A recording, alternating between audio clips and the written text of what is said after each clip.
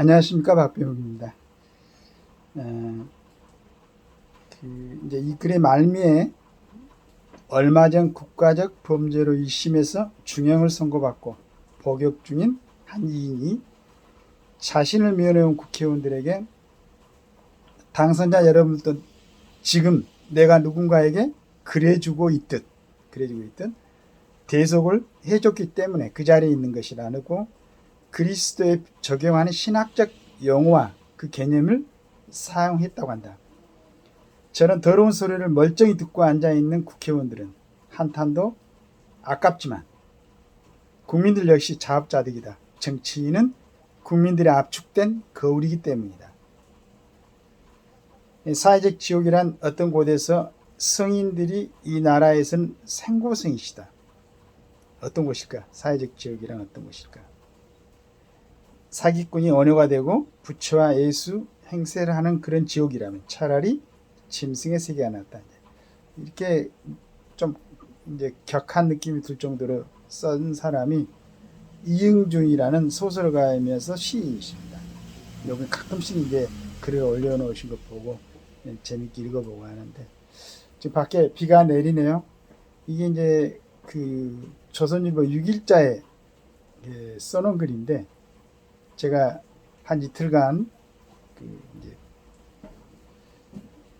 포항에 내려가가지고 한 분을 영원히 그 입으라는 그러한 자리에 참석을 했었습니다. 이제 그분이 실은 이제 우리 아내의 언니가 되기 때문에 참 그 서러운 마음의 그 밀도라는 것은 감히 이제 저하고 제 아내하고는 비교가 안 되겠죠. 그 참 저는 이제 두려운 게 아내가 너무 슬퍼할까 봐서 그걸 이제 좀 조절을 시키고 싶어서 참 이틀 동안 안간힘을 쓰다가 온 것 같은 느낌이 듭니다. 슬픈 일이죠. 또 이제 그 이별은 우리가 일반적으로 잠깐 만났다가 헤어지는 그런 잠깐 이별이 아니고 이 지상에서는 그 영원히 헤어지는 그런 이별이 있습니다. 근데 마침 이제 제 아내는 이제 그 믿음을 갖고 있기 때문에 다시 만날 수 있는 그런 기약을 하면서도 그런 아침에 비가 내린 것 보니까 그 우리 아내의 눈물이 생각이 나서 잠깐 또 이런 얘기를 해봅니다. 네, 그러느라고 한 이틀 동안 제가 신문을 아침에 사무실 열어보니까 뭐 가득히 쌓여 있어가지고 그걸 대략 이제 이렇게 보면서 이은주 씨의 글을 읽게 됐습니다. 이분이 원효 얘기를 했어요. 원효 얘기를 하고 그분의 기행에 대해서 얘기를 하고. 근데 이제 원효 얘기를 하면은 단순한 어떤 파괴성 그리고 언제 같이 의상 그 스님이랑 둘이 가다가 이제 뭐 해골 바가지에 담긴 물 이걸 보고 이제 그 깨우침이 있어서 그냥 이제 국내에 남았다. 뭐 저 같은 이제 수준은 이 정도밖에 이해를 못했었죠. 근데 이분이 좀 자세하게 그 내용을 갖다 기술인 것 보고 같이 한번 또 그 들어주면은 또 마음에 담아두면 좋겠다 이런 생각을 했습니다. 인간을 짐승과 구별시키는 결정적 세 가지가 있다면 과학과 예술과 종교일 것이다.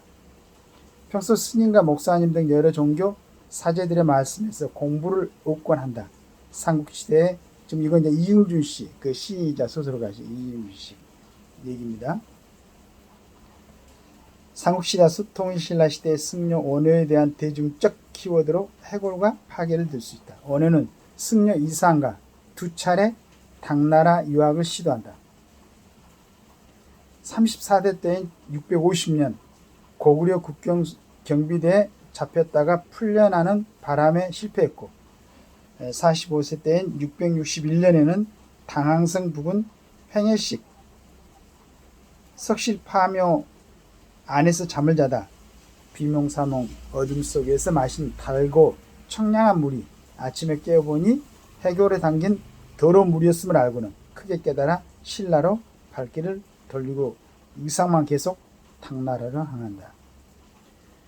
이제 그때 우리 고구려가 660년에 망했죠. 백제가 6년입니까? 8년입니까? 그렇게 숫자적으로 많이. 그때 그러니까 당나라하고 고구려하고 전쟁 아마 진행되고 이제 45세는 그때는 정리가 됐네요. 고구려가 망했을 때인데요.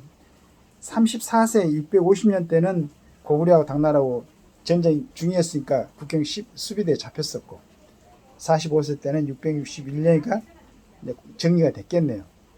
그때는 가다가 이제 그렇게 그런 이유로 남았는데 이후 저수루가 기행을 오가던 5년은 무열왕가의 암호 프리식 소통 끝에 여속공주와 동침해 장차 유학의 거목이자 이두를 집대성하게 되는 설총을 낳았다.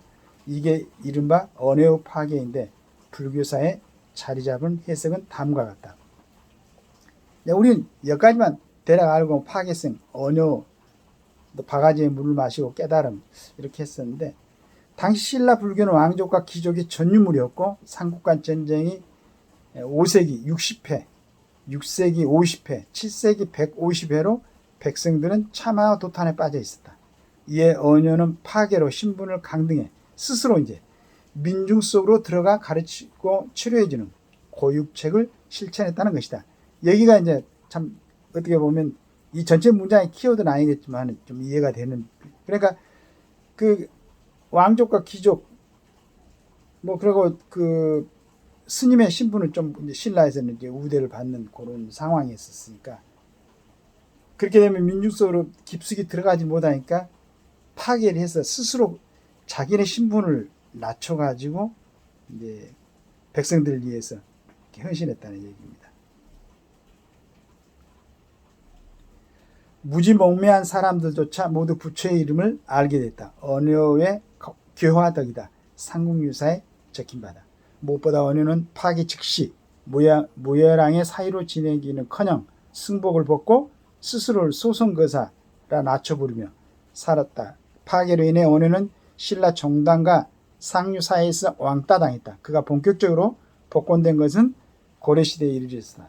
그럼에도 불교 이론에 있어서만큼은 숨어서라도 추존하지 않을 수 없었던 언어의 업적과 사례는 한반도, 중국, 일본에 차고 넘쳤다. 굉장히 이제 노력하고 그 많은 저술을 남겼던 것 같아요.